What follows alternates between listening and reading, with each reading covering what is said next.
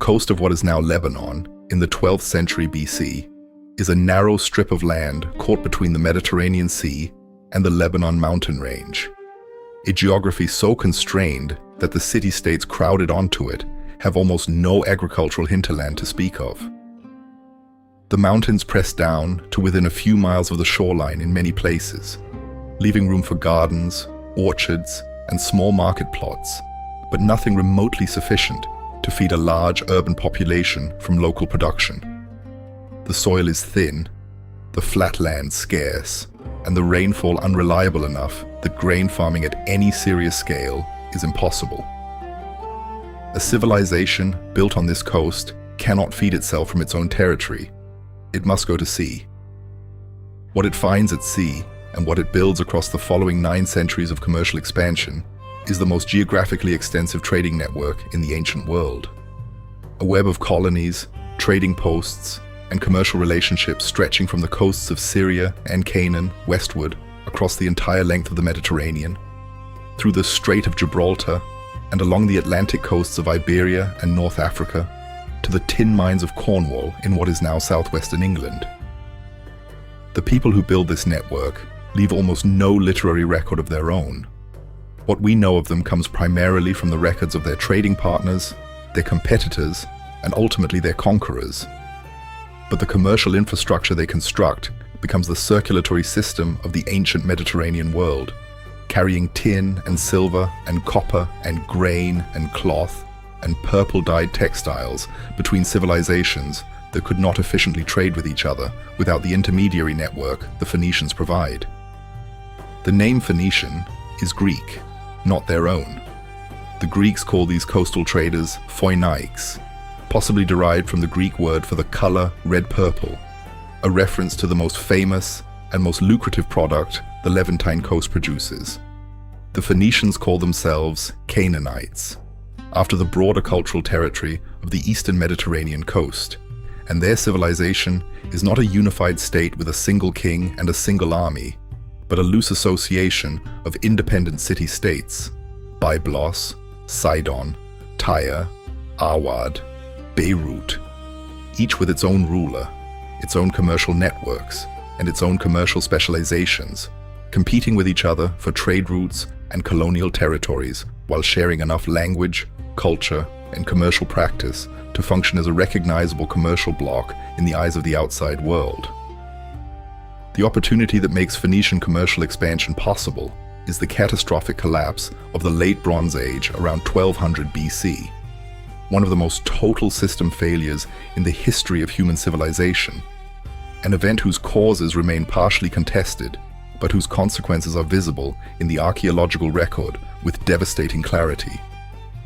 The great palace economies of the Eastern Mediterranean, Mycenaean Greece, Hittite Anatolia, Ugarit on the Syrian coast, the new kingdom of Egypt, collapse within a generation. Their administrative centers destroyed, their long-distance trade networks disrupted, their populations scattered or killed by a combination of invasion, drought, internal rebellion, and the cascading failures that happen when interdependent commercial systems lose the nodes that hold them together.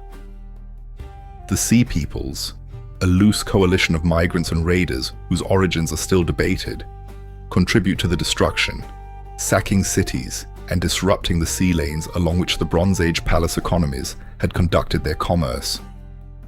The Phoenician cities survived this collapse better than most of their neighbors. They are smaller than the great palace centers, more commercially flexible, less dependent on the centralized administrative structures that the Bronze Age collapse destroys. Byblos loses some of its earlier prominence, but survives. Sidon grows in the post-collapse environment, filling commercial roles that destroyed Mycenaean and Syrian centers can no longer play. Tyre, founded or substantially rebuilt in the post-collapse period, emerges as the dominant commercial city of the Phoenician coast and the anchor of the westward expansion that will define the following centuries. The first commercial asset the Phoenicians control is timber. The mountains directly behind the coastal strip are covered with the cedar forests of Lebanon, trees of enormous size and structural quality. the finest large-scale building timber available anywhere in the ancient Near East. In a region where wood large enough for monumental construction or serious shipbuilding is otherwise almost entirely absent. The palace builders of Egypt and Mesopotamia want cedar desperately and have wanted it for centuries. Solomon's Temple in Jerusalem, built in the 10th century BC, uses Tyrian cedar supplied under a commercial agreement in which Tyre's king Hiram provides timber and skilled craftsmen in exchange for grain and oil, commodities that Tyre, with its minimal agricultural hinterland, cannot produce in sufficient quantities for its own population. The timber trade is not glamorous. It is not the product that will make the Phoenicians famous, but it is the foundation on which their commercial relationships with the great powers of the ancient Near East are built. The initial reason those powers have to cultivate relationships with the coastal city-states, rather than simply absorbing them by force. The product that makes the Phoenicians wealthy beyond what timber alone could generate is purple dye, and the purple dye trade is built on a biological accident of extraordinary commercial value. The coastline of the eastern Mediterranean is home to several species of predatory sea snails, Murex brandaris, Murex trunculus, Thais, Hemastoma, that produce, when their hypobranchial gland is crushed or exposed to air and light, a chemical compound that fixes permanently to wool and linen fibers as a rich, color-fast purple that does not fade in sunlight, does not wash out in rain, and does not degrade with age in the way that vegetable dyes do.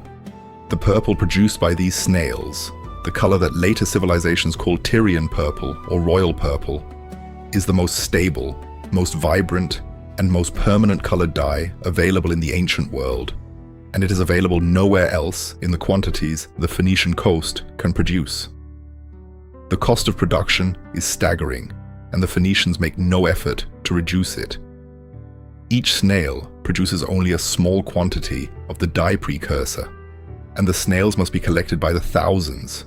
Some estimates suggest 10,000 snails to produce a single gram of pure dye, cleaned, crushed, and processed through a procedure that is malodorous in the extreme.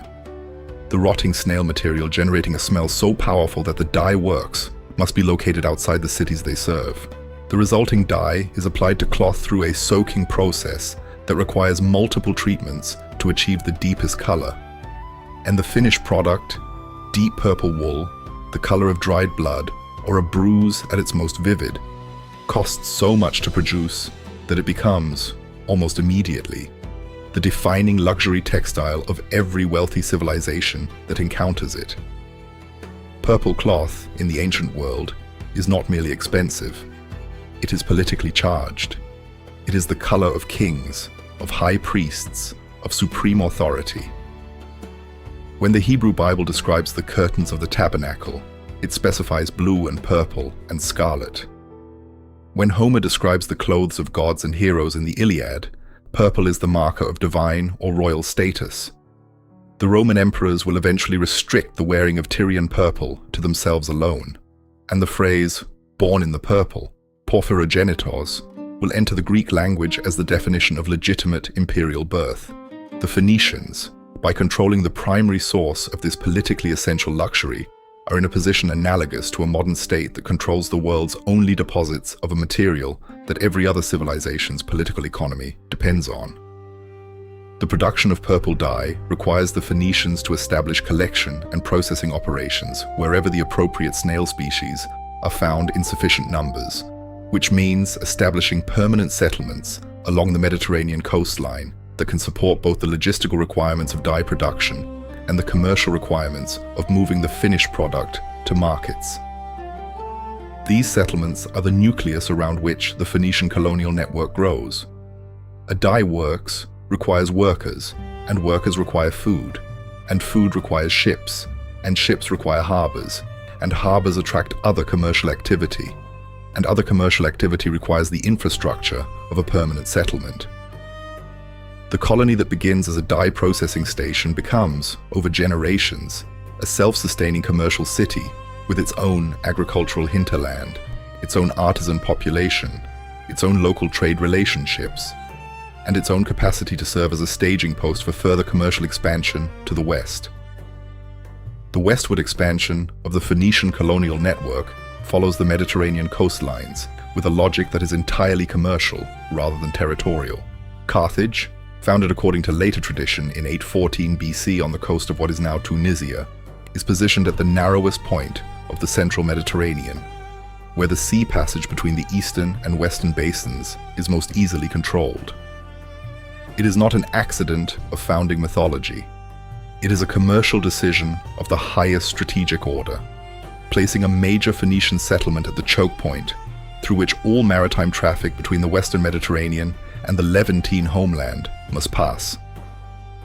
Cadiz, ancient Gades, on the Atlantic coast of Iberia, founded in the same period, sits at the western end of the Strait of Gibraltar, the gateway to the Atlantic and to the tin, silver, and other metal resources of the Iberian Peninsula and beyond.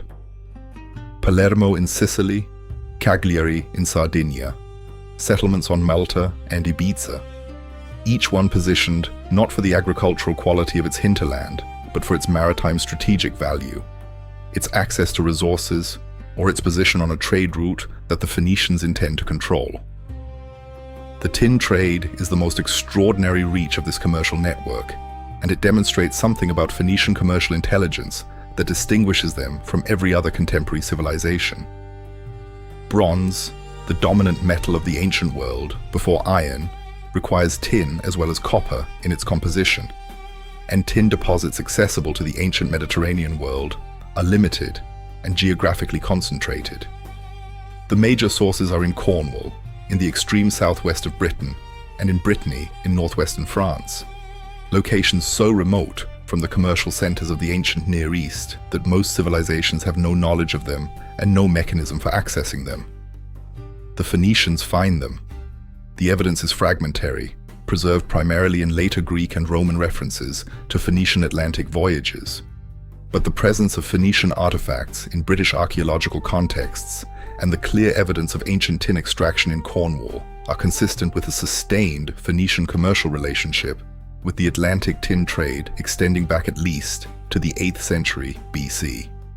The mechanism by which this trade operates tells something essential about how the Phoenician commercial network functions. The Phoenicians do not colonize Cornwall. They do not impose their language or their culture on the Cornish tin producers. They arrive by ship. They trade, offering Mediterranean goods, bronze tools, glass beads, perhaps wine, and they depart with tin that they carry back to the processing centers of the Mediterranean world. The relationship is commercial, not imperial, and its value to the Phoenicians lies not in controlling the production of tin, but in controlling the knowledge of where tin comes from and the maritime capability to reach it.